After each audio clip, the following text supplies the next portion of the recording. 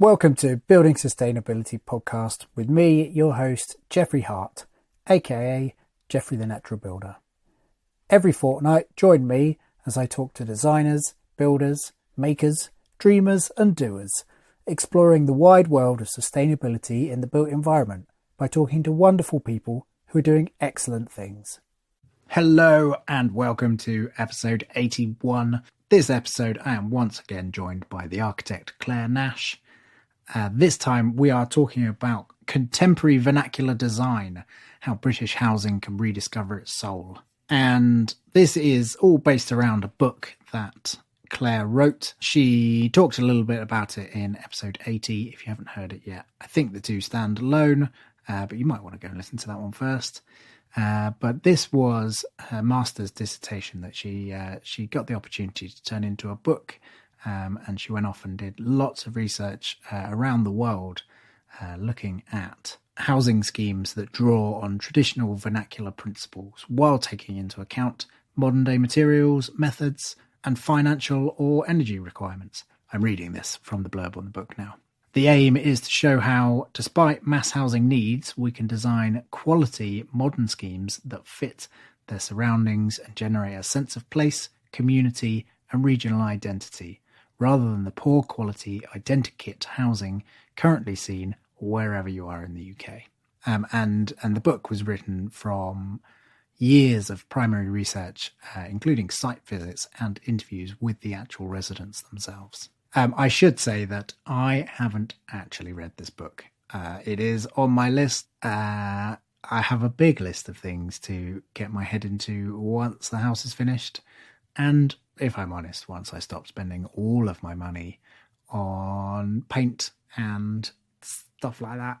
So yes, when there's a bit of spare income, I shall be investing in some lovely books to go on this lovely bookshelf that I am sat in front of. In this episode, we talk a little bit about Poundbury, which regular listeners to the podcast might remember was featured in episode number 6 with Noel Ishwood.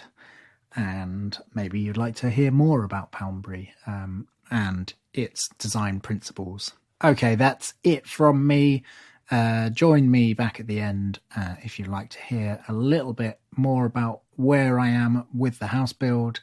If that's your kind of thing, make sure you listen to the end. Otherwise, enjoy Clare Nash.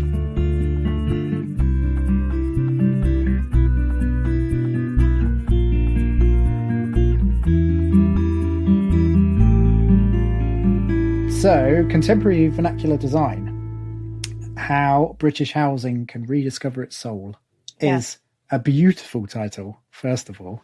I was very pleased to read that.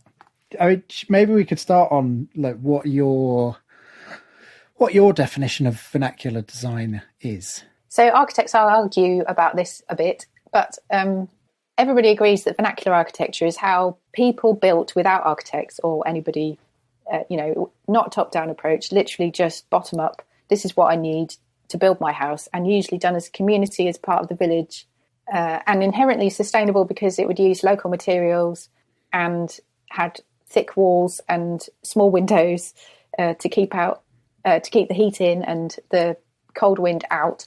Whereas now, of course, we want the opposite. We still need to keep the heat in, but we want lots of light. And so I'm probably digressing a bit here, but so this is where it means. Digress all you want. That's what this is about.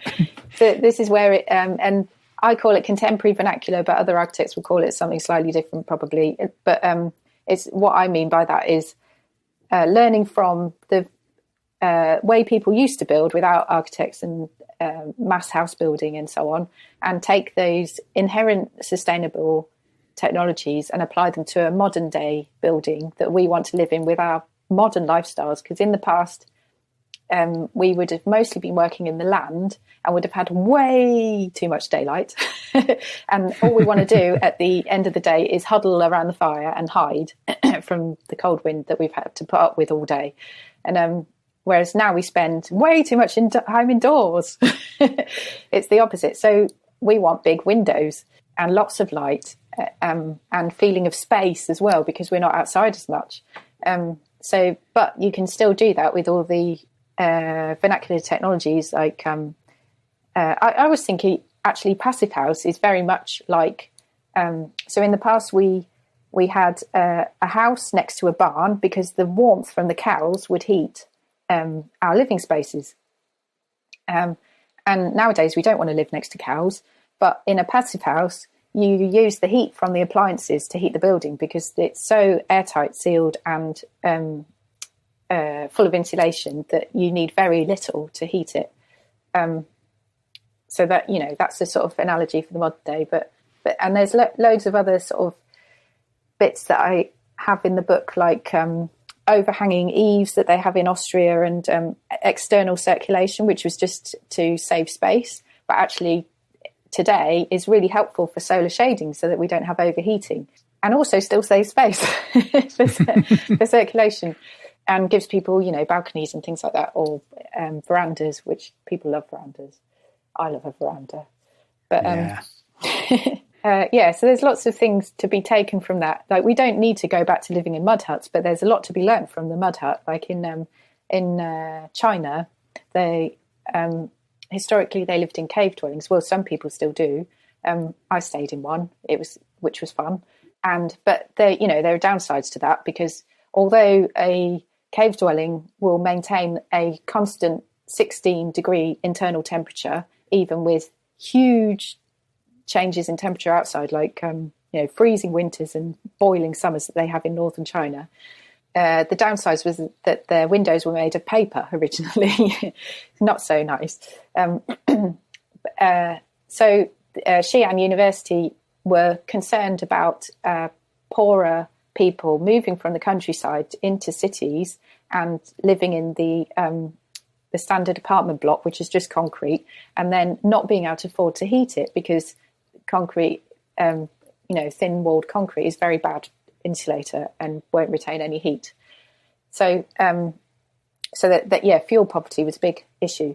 So they were trying to create a new version of the cave dwelling, which is also culturally important because Chairman Mao plotted the Cultural Revolution in it, and historically, it's important. A bit like we love our Cotswold cottages. There's a lot of nostalgia associated with it too. But they updated it. They made it more earthquake proof. So it's still an earth building, but a little bit of concrete added, green roof over the top. And they still retained the kang bed, which is a central bed that is heated from residual heat from the stove. And everybody sits there. It's like quite a family thing. They sleep on it and they sit there during the day. And very cheap to heat that, especially if you've only got to start from a 16-degree base temperature. That's a much more efficient way of doing things. Proper glass windows.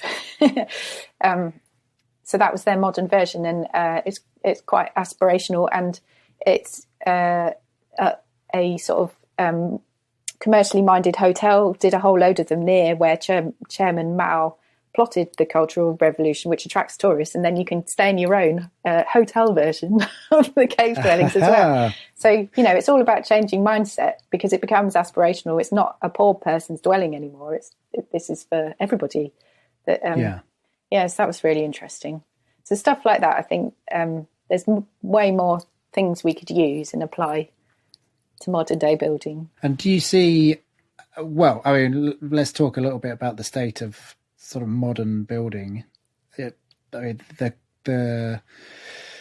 Why don't you just tell me what you think of the state of modern building? Well, I just think it's very worrying that an awful lot of what we're building now will need to be retrofitted to meet the climate crisis targets. It's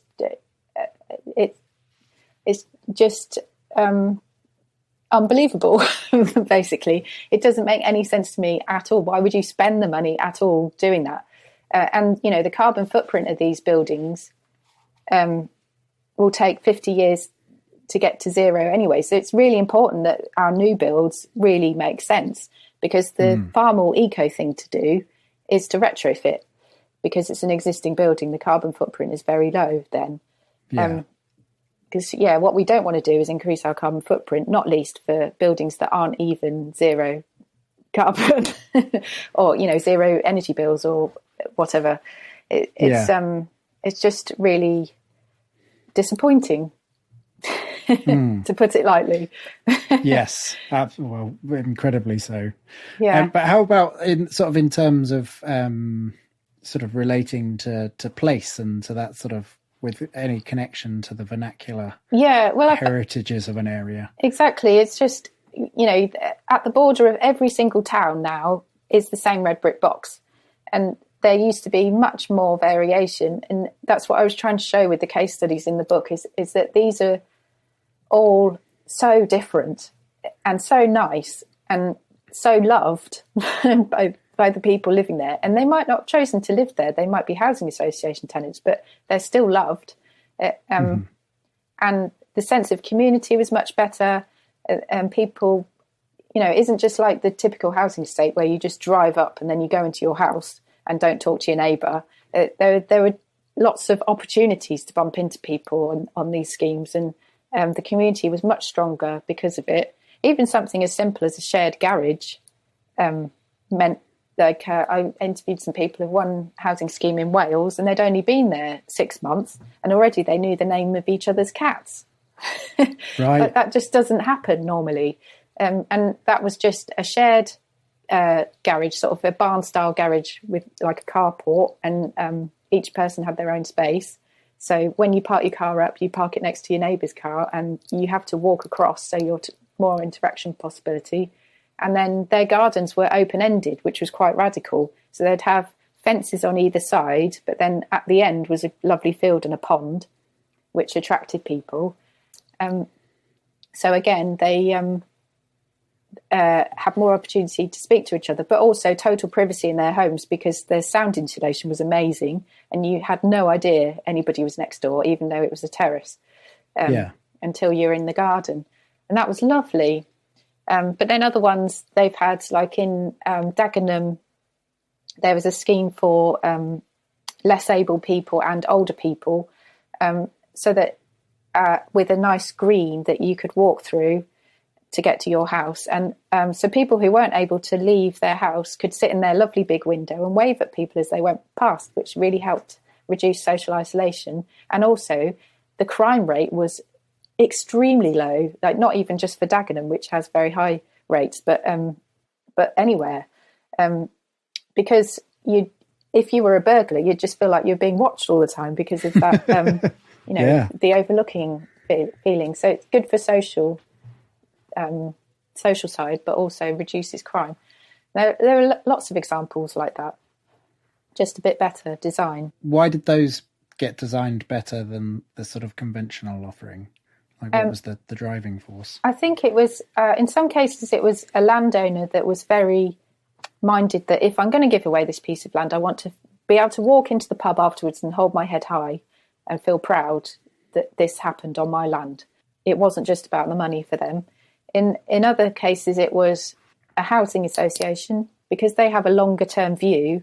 They want really good quality buildings that with happy tenants for a very long time. And that's always the case. If you have the more long term mindset you are, the more inherently sustainable your actions are going to be. Yes. And that's sort of the problem with the industry at the moment. It's just all about selling and the bottom line.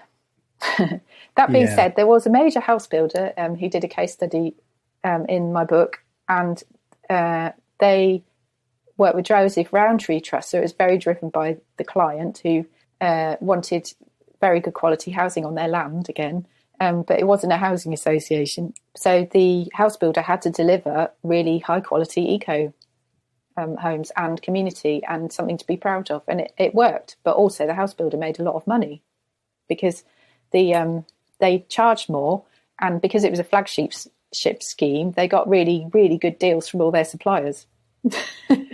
So it was just kind of the opposite of what house builders had previously said, where they're saying, we can't deliver this because people don't want it and it costs more and we won't make enough money.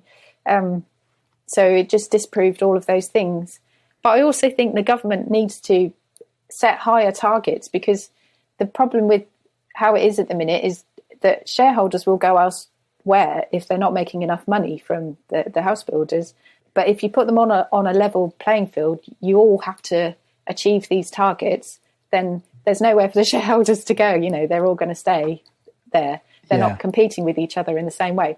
And that's not me saying that. That's house builders have said that at conferences, that they'll all happily do it if the government makes them do it.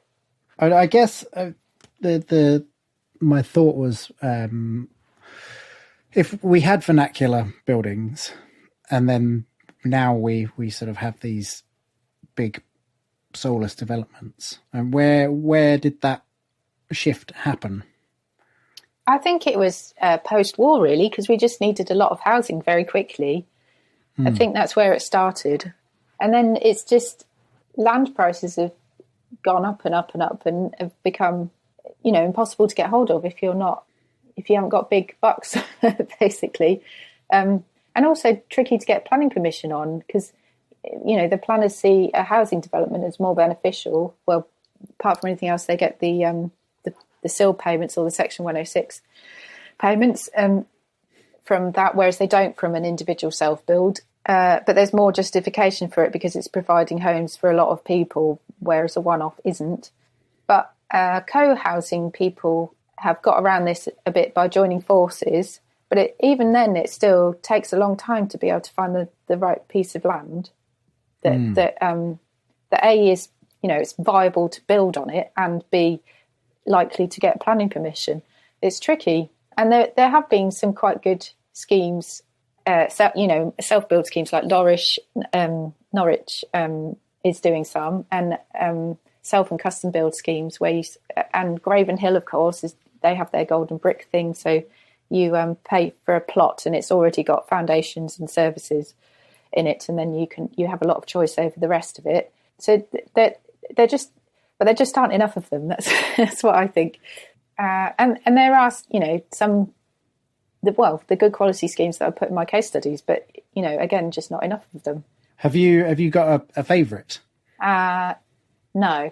I like all of them for different reasons. Yeah, I found them all really inspiring, and I'd have happily lived in any of them. That's saying something, isn't it? Yeah. Yeah, they were just nice, happy places to live with happy people, and buildings that just work and keep you warm or cool, whichever you want, and plenty of light. And that standard thing of, because house builders are often trying to build something traditional because we want the nostalgic cottage thing, but they blow it up because that doesn't work. That country cottage thing only really works if you have a 2 up, 2 down. Otherwise, the scale is all wrong. But they still do that. And with the smaller windows, because it's much cheaper to put in smaller windows, but also it looks like the country cottage thing, sort of. But then the first thing people do is plonk on a horrible plastic conservatory because they want more light. And then it's too hot in summer and it's too cold in winter. And they're pumping heat into it in winter to make it useful because they probably got their home office in there or something. But none of it works. And if you did it right in the first place with more light in the first place, then nobody would feel like they needed to do that. And that was nice about those schemes, that it was integral. It was already there. So, yeah, that was, and it's sort of, I don't know, if you're going to, it might cost you a little bit more at the beginning, I suppose, but then any new build does, to be honest. But then you haven't got to factor in the fact that you need an extension or a conservatory or whatever soon after, then, your quid's in, really. So what do you think are the elements of contemporary vernacular design? I think the key one is that it's not a pastiche or a style. It comes from what is needed from the home in the first place, very much like a vernacular home does. It's just the method will be different now. So it might be a prefab home, so it's made in a factory, which does definitely suit the British climate very well because you don't have to worry about the weather so much when you're building. But and it makes things like airtightness a lot easier and so on. But because most of it's done beforehand. Yeah, so things like that. And community, I think that's still really important. So it might not be that the whole village works together, although they still do that in Germany, which is very nice. But it would be co-housing or community-minded development. So you're thinking about how people will use the space and interact with each other. Because inevitably we have to do it as a top-down approach now. It can't be a bottom-up approach unless you're very fortunate and have some land to build on, which is rare. So we have to find ways around of still giving those benefits, but in it with a different method. That's the principle of it. I think when I think back to, well, there in a town I used to live in, there was a road which went out of town, and you could see every different housing development that had been built, and you could sort of, you sort of saw the 50s design and then the 60s design, and the thing that was in common was that there was one kind of rubbishy little playground in the middle, and that was like the sort of community hub. A lot of them didn't even have a shop. Yeah. So how do you sort of approach designing those things in? I mean, we're working on development at the moment, which is in a village, and the principle of it is that it should feel a bit like a farmyard, and the houses are set around it, and then there's the shared car parking barn which has home offices above it, and so there's straight away more possibility for interaction, and there's more trees that hide the cars, because that's the other thing that's sad about modern life, is that housing estates are pretty much glorified car parks, and that's what they look like, apart from the time of day when everybody's driven off in them to work or whatever. And they're not very attractive. And the Dutch scheme I looked at got around that by having pocket parking spaces, so that they had a scheme which had lots of lovely narrow streets in it, which were very village-like, but you could get a car through for unloading and loading, but not for parking at all.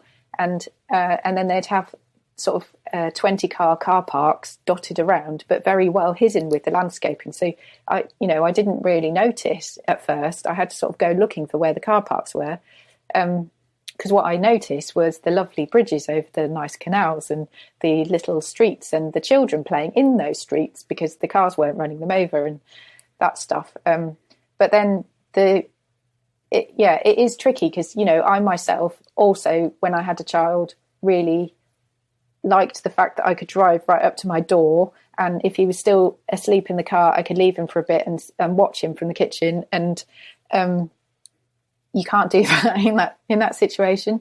But the benefits of the Dutch one were brilliant, and nobody moaned about it. They moaned about things like the wrong bath being installed, but they didn't moan about the fact that their car was a few yards away, because the benefits far outweighed it. Their kids could play on the streets, and the Dutch obviously do a lot of cycling, so that's another culture thing. But it can perfectly work in Oxford or Cambridge, where there's also a big cycling culture.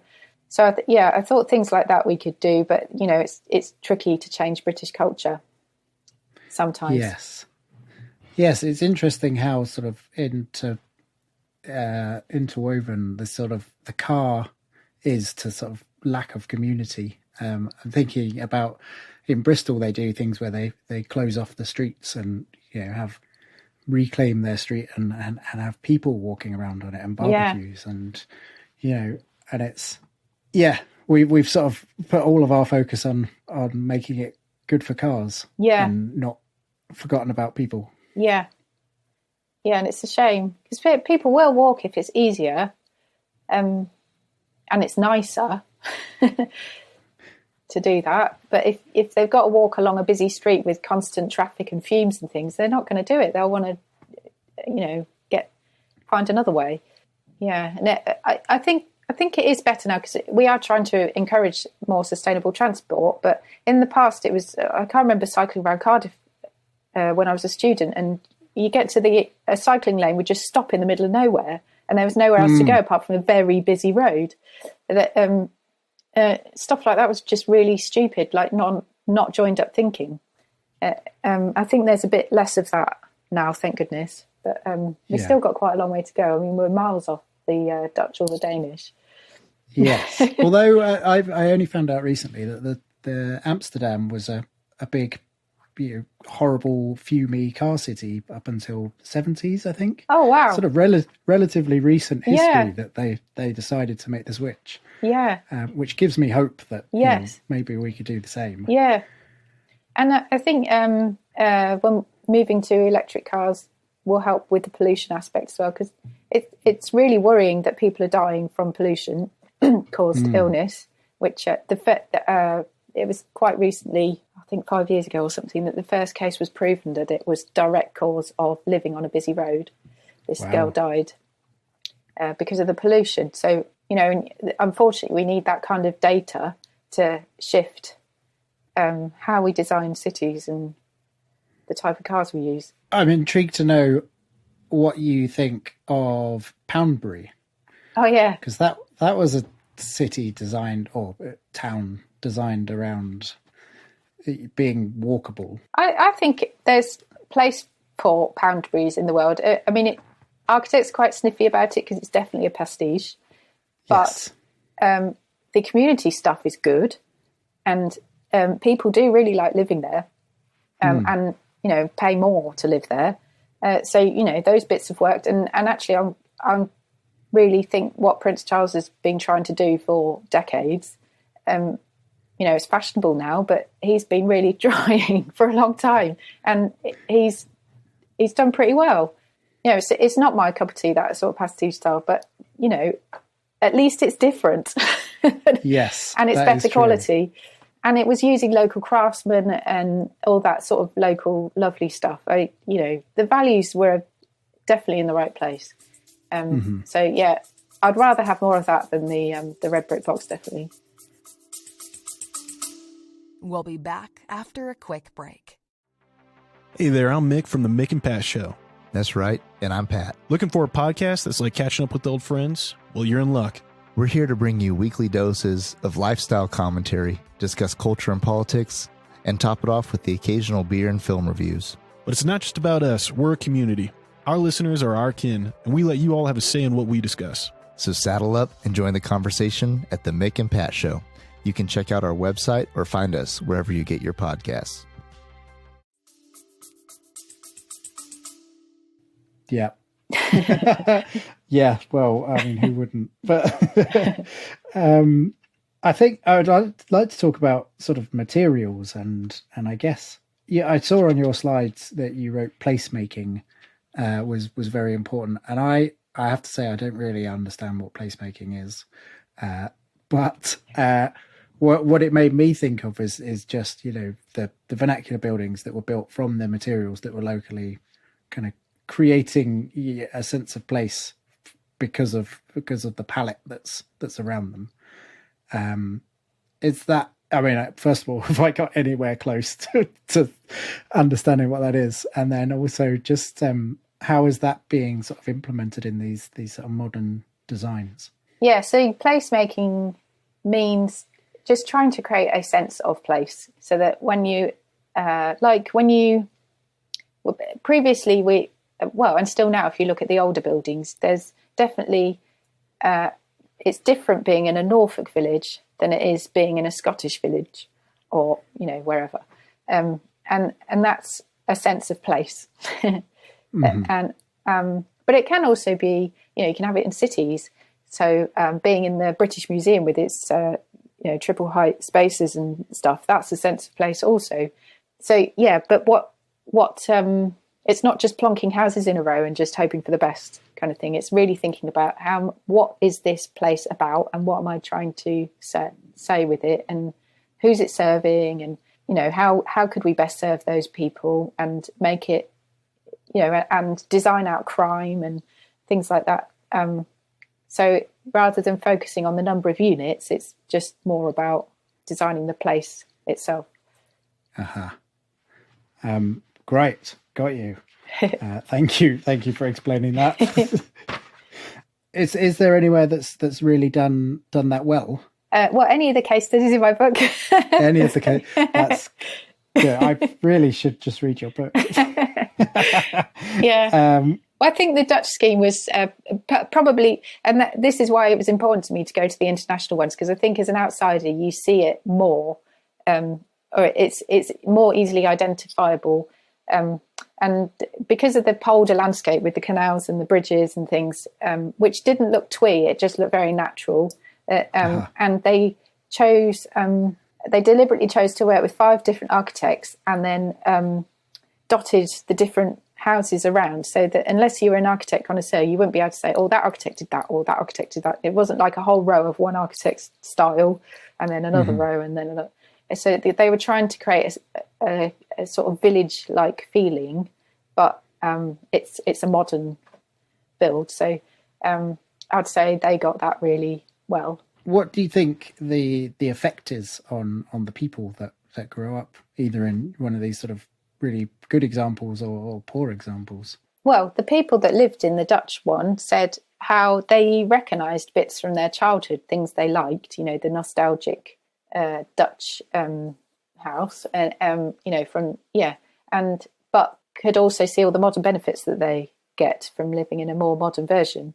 And the Dutch actually, these architects, Faro Architecting they're called, they did a study about the preference in the population for a particular architectural style, and it was something in the middle. So there are a few people that like the old style, a few people that like the uber modern style, but most people wanted something in the middle, which is quite interesting. Which because often they'll say they want the more traditional thing, but they don't really, because you haven't given them the option of the sort of hybrid version. Because you're either given the new build house that is the red brick box with the small windows, or it's an old house that you need to do work to.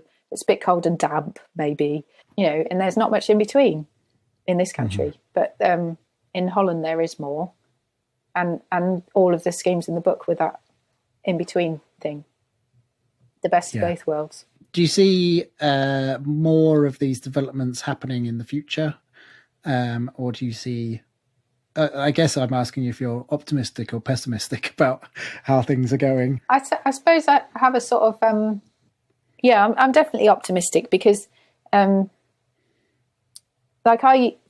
example, even through the course of my business, at the beginning, I was afraid of being too overtly eco on my website because I desperately needed work. Starting in a recession, that's the number one thing.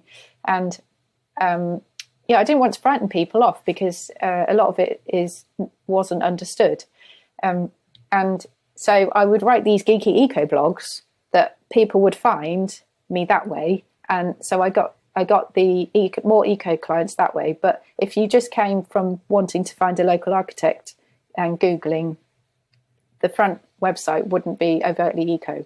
So I got both sides. And then when Greta Thunberg started doing her protests and things and the climate marches and all of that stuff, I thought, no, actually, everybody really gets it now. So so about 5 years ago, I made it front and centre of the website, and I started writing about our carbon footprint and put that front and all those things. So and that's been a huge positive thing. People are like, oh, we can see you really get it, and this is your passion, and it's not greenwash and that stuff. So that and now I just see all these lovely positive eco things that are happening, and all the funding going into green tech. And in fact, investors won't invest in stuff now unless there's a green element. And where money goes, innovation follows. It's just, so I feel more excited about that. From the house building side of view, I think they're going to have to bring in tougher regulations, and then they'll start building better, and they'll just have to start retrofitting all the new builds that don't work, unfortunately. But I also think technology will help us out of that. There'll be better air source heat pumps, better solar, better battery storage, etc.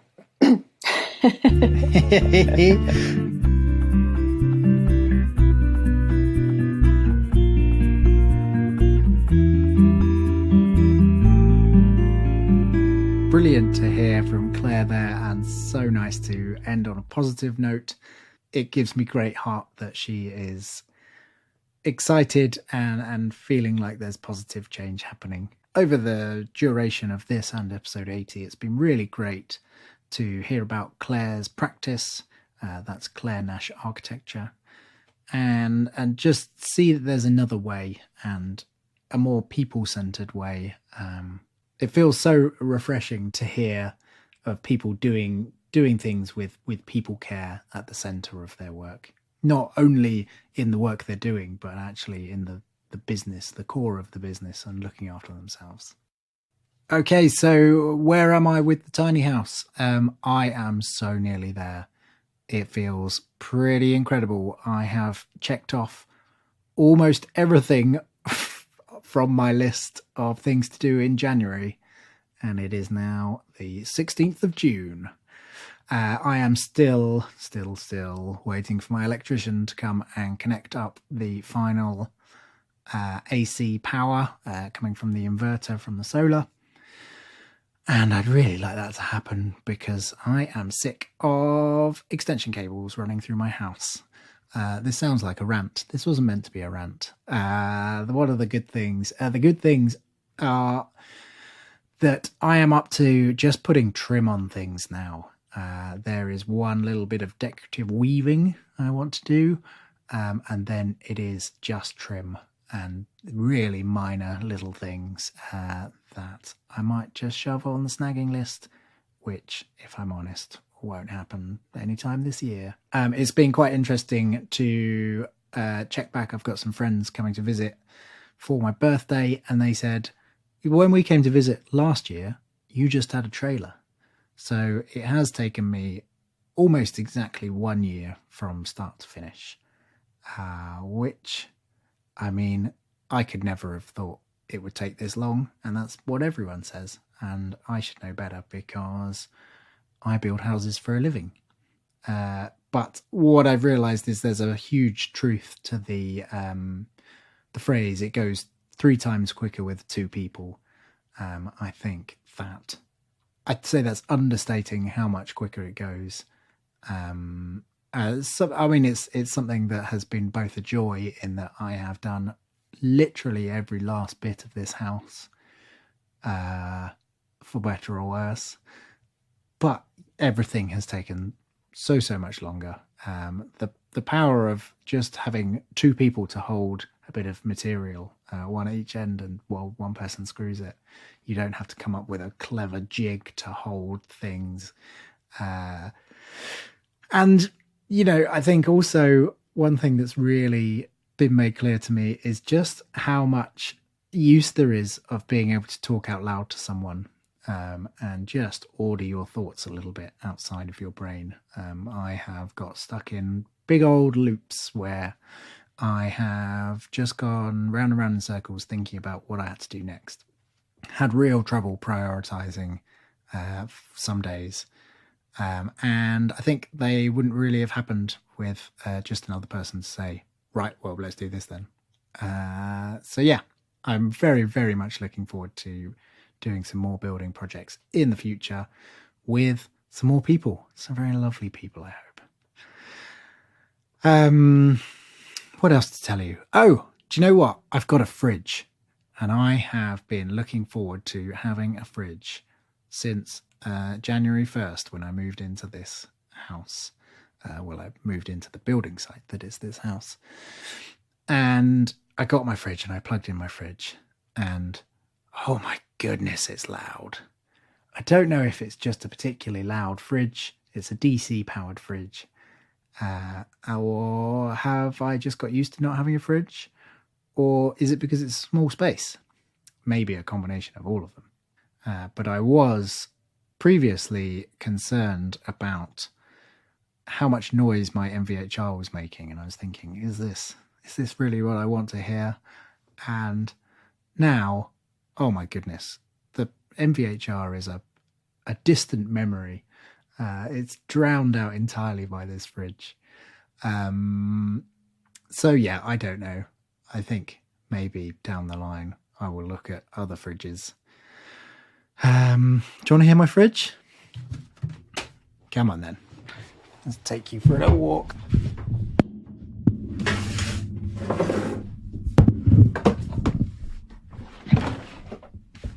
You ready for this?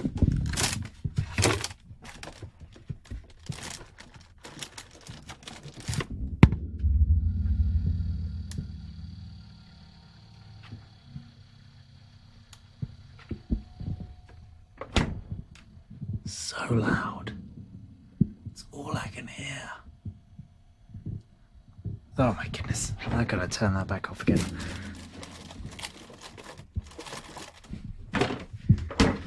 Not conducive for podcast recording.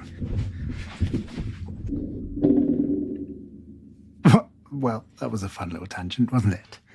My brain is quite mushy at the moment, so I am rambling away. So maybe I should stop. Thank you very much for listening. Thank you very much, Clare Nash. Thank you very much to the patrons. If you want to become a patron, head to patreon.com/building sustainability. And one final thank you goes to, how do I say that? That goes to Peru Adam. They left a 5-star review on Apple Podcasts that says, excellent podcast. So I found this podcast. I'd been looking for a green building podcast covering a range of areas. And here it is.